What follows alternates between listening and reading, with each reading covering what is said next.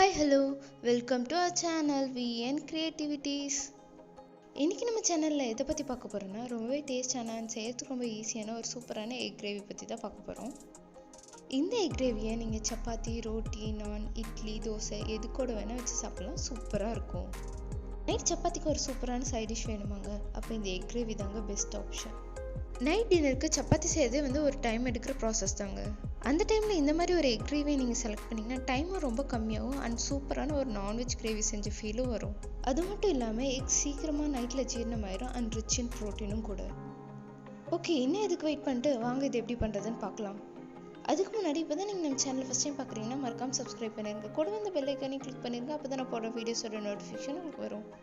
இதுக்கு ஃபஸ்ட்டு உங்களுக்கு தேவையான எக்ஸை பாயில் பண்ணிடுங்க. எக் பாயில் ஆகிட்டு இருக்கும்போது நம்ம இதுக்கு தேவையான மசாலா வரைச்சிடலாம். இதுக்கு ஃபஸ்ட்டு மிக்ஸி ஜாரில் ஒரு கட்டி பூண்டு அண்ட் ஒரு வர சைஸ் இஞ்சி, அதுக்கப்புறமா ஒரு வெங்காயத்தை நான் கட் பண்ணி வச்சுருக்கேன், அது இதோட ஆட் பண்ணிடலாம். அதுக்கப்புறமா ஒரு 3 தக்காளி எடுத்திருக்கேன், இதையும் நான் அந்த மிக்ஸி ஜாரில் ஆட் பண்ணிடலாம். இப்போ இது தண்ணி சேர்க்காம ஃபைன் பேஸ்ட்டாக அரைச்சி எடுத்துருங்க. இப்போ எக் நல்லா பாயில் ஆச்சு, இதை உரிச்சு 2ஆக கட் பண்ணி வச்சிடலாம். அடுத்ததாக ஒரு பேனில் கொஞ்சமாக எண்ணெய் ஊற்றிடுங்க.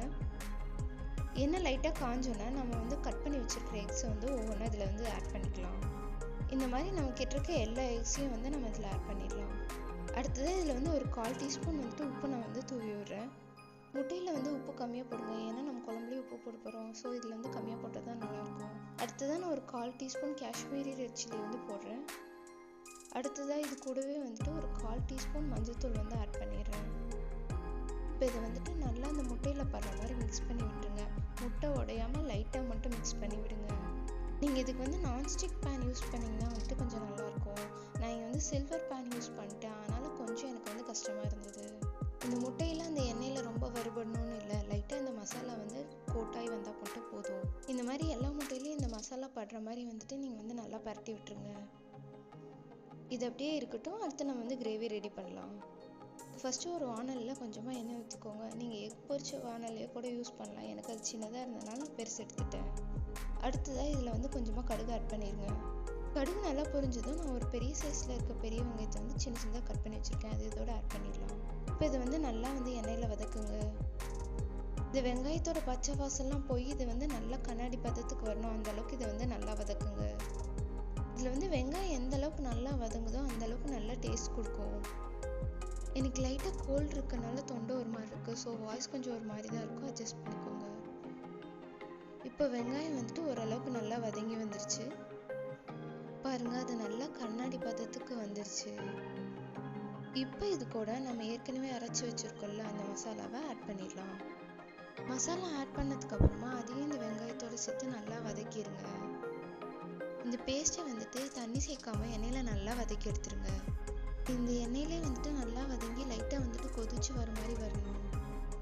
இந்த ஸ்டேஜில் நான் ஒரு டீஸ்பூன் காஷ்மீரி மிளகாய்த்தூள் சேர்த்து அதை நல்லா கலந்து விட்டுறேன். நான் கலருக்காக காஷ்மீரி மிளகாய்த்தூள் யூஸ் பண்ணுறேன், நீங்கள் நார்மல் மிளகாய்த்தூள் கூட யூஸ் பண்ணலாம். அடுத்ததாக நான் ஒரு 1/4 டீஸ்பூன் மஞ்சள்தூள் சேர்த்துறேன். இப்போ இதையும் நல்லா நம்ம கலந்து விட்டுடலாம். அடுத்ததாக இது கூடவே நான் 1 டீஸ்பூன் கரம் மசாலா சேர்த்துறேன். இப்போ இதையும் நல்லா நம்ம மிக்ஸ் பண்ணி விட்டுடலாம். இந்த ஸ்டேஜில் அடுப்பை கம்மி பண்ணி வச்சுருங்க, அப்போ தான் அடி பிடிக்காமல் இருக்கும். அடுத்ததான் நான் 1 டீஸ்பூன் கொத்தமல்லி தூள் சேர்க்குறேன். இப்போ இதையும் நல்லா நம்ம கலந்து விட்டுடலாம். இது வீட்டிலே அரைச்ச கொத்தமல்லி தூள், இது 1 டீஸ்பூன் போட்டால் போதும். நீங்கள் வச்சுருக்க கொத்தமல்லி தூளுக்கு ஏற்ற மாதிரி நீங்கள் பார்த்து போட்டுக்கோங்க. மசாலா பொருட்கள் எல்லாமே உங்கள் தேவைக்கேற்ப நீங்கள் கூடவோ குறைச்சோ போட்டுக்கலாம். இப்போ இந்த கிரேவிக்கு தேவையான அளவு தண்ணி சேர்த்துடலாம். அதுக்கப்புறமா இந்த கிரேவிக்கு தேவையான அளவு உப்பு சேர்த்துடலாம். உப்பு சேர்த்து நல்லா கலந்து விட்டுருங்க. நம்ம ஏற்கனவே முட்டையில் உப்பு போட்டிருக்கனால உப்பு கொஞ்சம் பார்த்து போடுங்க. இப்போ இது நல்லா கொதிச்சு வரட்டும். உங்களுக்கு கிரேவி எந்த அளவுக்கு திக்காக வேணுமோ அந்த அளவுக்கு திக்காக ஆனதுக்கப்புறமா நம்ம ஏற்கனவே ஃப்ரை பண்ணி வச்சுருக்கோம் இல்லையா, அந்த எக்கை இதில் ஒவ்வொன்றா ஆட் பண்ணிடலாம். நம்ம முட்டையை எடுத்து கிரேவியில் போடும்போது ஒன்று ஒன்றா உடையாமல் போடணும். இந்த ஸ்டேஜில் அடுப்பை ஃபுல்லாக சிம்மில் வச்சுருங்க, இல்லைன்னா அடி பிடிக்க நிறையவே சான்ஸ் இருக்குது. பிகாஸ் கரண்டியில் பட்டு முட்டை உடையறதுக்கு நிறைய சான்ஸ் இருக்குது. ஸோ அதை பார்த்து எடுத்து போடுங்க. எடுத்து போட்டு லைட்டாக அப்படியே கலந்து விட்டுருங்க. இது ஒரு 2 நிமிஷம் ஹை ஃப்ளேமில் வச்சு கொதிக்க வச்சுட்டு ஆஃப் பண்ணிடுங்க. அவ்வளோதாங்க, நம்ம முட்டை கிரேவி சூப்பராக ரெடி ஆயிடுச்சு. இது அப்படியே சப்பாத்தி கூட வச்சு சாப்பிட்டா டேஸ்ட் வேறு லெவல். நான் முதல்ல சொன்ன மாதிரி இது சப்பாத்தி மட்டும் இல்லாமல் நான், ரொட்டி, தோசை, இட்லி எல்லாத்துக்கூடயுமே சூப்பராக இருக்கும். ட்ரை பண்ணி பார்த்துட்டு எப்படி இருந்ததுன்னு எனக்கு கமெண்ட்டில் சொல்லுங்கள். நிறைய பேத்துக்கு வந்து பாயில் எக் பிடிக்காது. ஆனால் அதுவே வந்துட்டு நம்ம பொடி மாசு இல்லை வந்து அதை வந்து வறுத்து கொடுத்தா சாப்பிடுவாங்க. அப்படி சாப்பிடாம இருக்கவங்களுக்கு இந்த மாதிரி நீங்கள் செஞ்சு கொடுத்தீங்கன்னா அவங்க வந்து ரொம்ப விரும்பி சாப்பிடுவாங்க. ஏன்னா இதில் எக்கோட ஸ்மெல்லே வராது, மசாலாவோட ஸ்மெல் தான் இருக்கும். உங்களுக்கு தெரிஞ்ச யாராவது இந்த மாதிரி எக் ஸ்மெல் பிடிக்காம அதை சாப்பிடாம இருந்தாங்கன்னா அவங்களுக்கு இந்த டிஷ்ஷை வந்து ஷேர் பண்ணுங்கள். ஏதாவது சப்பாத்தி வித் சிக்கன் சாப்பிடணும் ஆனால் டைம் இல்லை செய்யறதுக்கு அப்படின்னு நீங்கள் நினச்சிங்கன்னா இது ஒரு பக்காவான ஆல்டர்னேட்டிவாக இருக்குங்க. அது மட்டும் இல்லாமல் இது ஒரு பக்காவான ஹை ப்ரோட்டீன் டிஷ். டயட்டில் இருக்கவங்களாம் 2 சப்பாத்தி அண்ட் 2 எக் சாப்பிட்டிங்கன்னா போதும். உங்கள் வயிறும் ஃபில் ஆயிரும் அண்ட் உங்கள் மனசும் இந்த டேஸ்ட்டில் வந்து ஃபில் ஆயிரும்.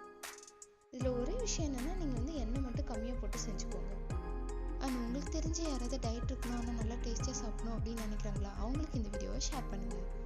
இந்த வீடியோ உங்களுக்கு பிடிச்சிருந்தா லைக் பண்ணுங்கள், ஷேர் பண்ணுங்கள், கமெண்ட் பண்ணுங்கள் அண்ட் மறக்காமல் சப்ஸ்கிரைப் பண்ணிடுங்க. தேங்க்யூ ஃபார் வாட்சிங். Bye by.